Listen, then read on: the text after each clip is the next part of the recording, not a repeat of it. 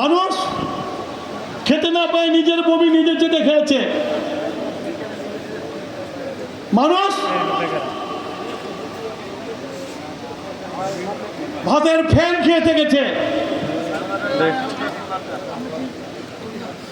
মানুষ কচুরি পানা সেদ্ধ করে খেয়েছে। এই অবস্থা থেকে কিন্তু তখনও কিন্তু বাংলাদেশের লুটপাট বন্ধ হয় নাই, লুটপাট চলছিল। এরপরে যে পরিবর্তন ঘটল, যেটাকে হত্যা করা হলো, আবার ৭১-এ পালিয়ে চলে গেছিল, একটা আওয়ামী লীগকে খুঁজে পাওয়া যায় নাই মুক্তিযুদ্ধের সময়। আবার ৭৫-এ নেতার হত্যার পরে একটা আওয়ামী লীগকে খুঁজে পাওয়া যায় নাই, ওরা পালায়। ওরা এত ভালো কাজ করে, যখন পরিবর্তন হয় ওদের থাকার মতো মানসিক শক্তি হারিয়ে ফেলে, পালিয়ে যেয়ে বাঁচে। আজকে আবারও ওরা পালিয়ে গেছে। এবার এমন পালিয়েছে যে কেন্দ্রীয় মসজিদে ইমাম সাহেব মসজিদ ছেড়ে পালিয়ে গেছে। এমন সুকাজ করছে, এমন উন্নয়ন করছে যে পালিয়ে যেতে হয়েছে। এমনকি বারাভাত, গণভবনের বারাভাত যে জনগণ উৎখাত করেছে, সেই জনগণ খেয়েছে, কিন্তু শেখ হাসিনার কপালে জোটে নাই। আল্লাহ তাআলা বলে না, রিজেকের মালিক আমি, যখন যেখানে রেখেছি সেখানেই তোমাকে রিজেক যাবে, তুমি কিছু করতে পারবে না। হাসিনা বলতো না, আমি আমি আমার বাপের দেশ, আমার বাপ স্বাধীন করে দিয়েছে। আল্লাহর সাথে পাল্লা দিয়েছিলেন, কিন্তু শেষ খাওয়াটা আর বাংলা মাটিতে তার খাওয়া হয় নাই, যে ভারতে খেতে হচ্ছে।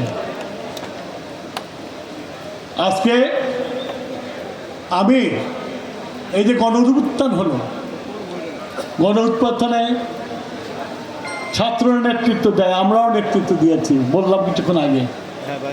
এবারও ছাত্ররা নেতৃত্ব দিয়েছে, কিন্তু মাঠ তৈরি করে রাজনীতিবিদরা। মাঠ তৈরি হয় বলে সেই মাঠে যুবকরা খেলতে পারে, মাঠ তৈরি হয় বলে যাদের যুদ্ধে যাওয়ার সময় তারা যুদ্ধে যেতে পারে। সেটা বিএনপি দীর্ঘ ১৬ বছর এই পরিস্থিতি তৈরি করেছিল। শহীদ প্রেসিডেন্ট জিয়া রহমান বাংলাদেশে যখনই ক্রাইসিস হয়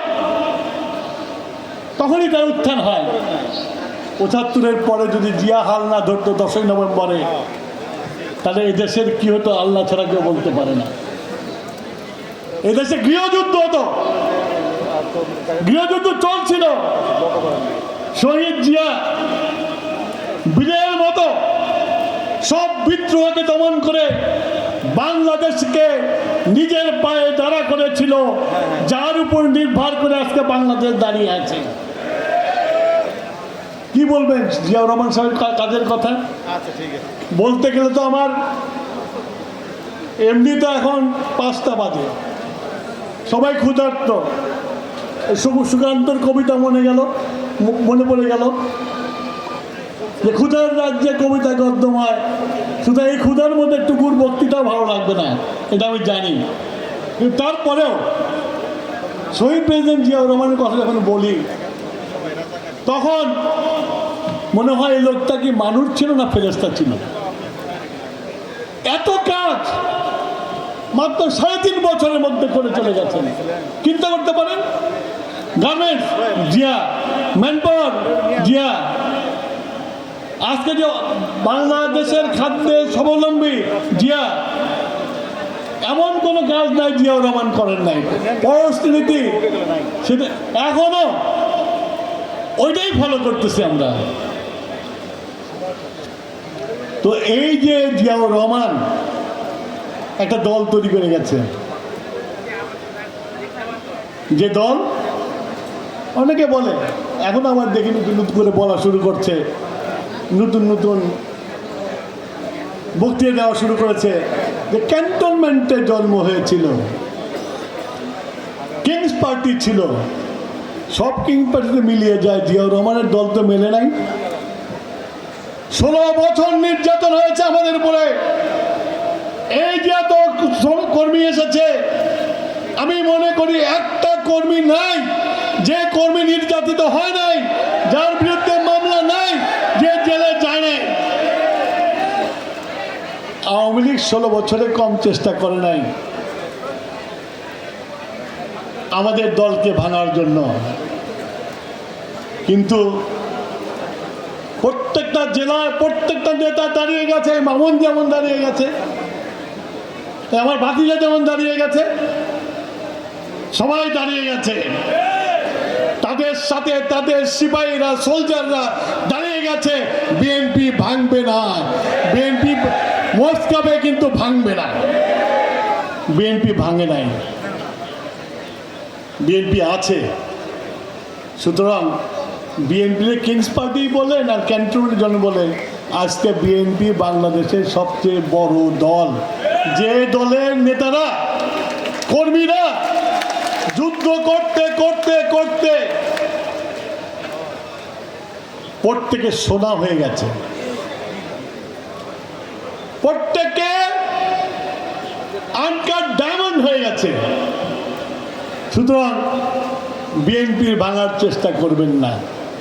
বিএনপি সবচেয়ে বাংলাদেশের জনপ্রিয় দল এখন, সব জিয়ার এবং বেগম খালেদা জিয়ার তার অবদান। আর আজকে আমরা সবাই সৌভাগ্যবান, তারই সন্তান আমাদের দলের হাল ধরেছে এবং তারই নেতৃত্বে আমরা দীর্ঘ 8 বছর হাসিনার বিরুদ্ধে লড়াই করেছি। একটা কর্মীও যুদ্ধের মাঠ ছেড়ে পালিয়ে যায় না। বাইরে আমার আজকে একটা কথা তোমাদের বলতে চাই, বিজয় যেমন পেতে কষ্ট, বিজয় তেমন ধরে রাখাও কিন্তু কষ্ট।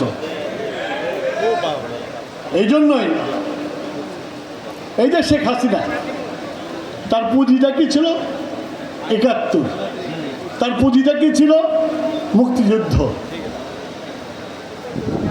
এই 71 মুক্তিযুদ্ধ ছিল আমাদের সবচেয়ে গর্বের ধন। 71 ছিল আমাদের জীবনের সবচেয়ে বড় পাওয়া। 71 ছিল আমাদের মানচিত্র। 71 ছিল আমাদের পতাকা। 71 ছিল আমাদের শাসনতন্ত্র। সেইটারে খায়া খুয়া এমন একটা পর্যায়ে নিয়ে এসেছিল যে আজকে যারা মুক্তিযুদ্ধে বিরোধিতা করেছিল, তারা মুক্তিযুদ্ধকে চ্যালেঞ্জ করার সাহস পাচ্ছে। এই শেখ হাসিনার জন্য এটা হয়েছে। মুক্তিযুদ্ধ না হলে এই ভূখণ্ড হতো না। জিয়াউর রহমান যুদ্ধের ঘোষণা না করলে এই যুদ্ধ হতো না। কিন্তু হাসিনা এটাকে পচায় দিচ্ছে, বাপের সম্পত্তি বানায় একবারে পচায় দিচ্ছে। তাই আমি এই যে 24-এর গণ-অভ্যুত্থান, এখন অনেক একটা শ্রেণী বের হয়েছে বলার চেষ্টা করে এটা দ্বিতীয় স্বাধীনতা। আমি খুব পরিষ্কার করে একটা কথা বলি, সন্তান একবার জন্মগ্রহণ করে, জন্ম তারিখ একটাই হয়, দুইটা হয় না। মুক্তিযুদ্ধ যে স্বাধীনতা এনেছে সেইটাই স্বাধীনতা। যে মুক্তিযুদ্ধ আমাদেরকে মানচিত্র দিয়েছে সেটাই স্বাধীনতা, দ্বিতীয় স্বাধীনতা হতে পারে না। কিন্তু 24 হলো সারা পৃথিবীকে দিয়েছে একটা মানুষ স্বৈরাচার হলে, ফ্যাসিস্ট হলে কিভাবে জনগণ উৎখাত করে, সেইটাই হলো নিদর্শন, ইতিহাসের নিদর্শন। কিন্তু এটা দ্বিতীয় স্বাধীনতা না। দ্বিতীয়বারের মতো বাংলাদেশ মুক্ত হয়েছে গণতন্ত্রের পথে। বাংলাদেশ গণতন্ত্রের পথে হাঁটবে, এটাই স্বাভাবিক। কিন্তু এখন যখন দেখছি এই 24কেও বিক্রি করার চেষ্টা করছে, আমি চাই না 71-এর মতো আবার 24কে কেউ প্রশ্নবোধক করুক। 71-এ মানুষ জীবন দিয়েছে, 91-এ মানুষ জীবন দিয়েছে, এবারও মানুষ জীবন দিয়েছে। প্রত্যেকটা জীবন মূল্যবান, কোনটা মূল জীবনকেই আরেকটার থেকে ছোট করা যাবে না। কিন্তু প্রত্যেকটার নাম আছে। 71 ছিল মুক্তিযুদ্ধ, 91 ছিল স্বৈরাচারের পতন, আর 24 ছিল হাসিনার মতো একটা শ্রেষ্ঠ ঘৃণিত খুনি মানুষকে উৎখাত করা। দয়া করে এটাকে মিক্স করবেন না, দয়া করে এটাকে মিক্স করবেন না। আর আরেকটা হচ্ছিল, আমরা কেন আন্দোলন করেছিলাম 16 বছর? একটা নির্বাচনের জন্য। সেই নির্বাচন যাতে মানুষ যার যার ভোট শেষে দিতে পারে, মুক্ত মনে যায় যেন দিতে পারে, মুক্ত পরিবেশে যেন দিতে পারে।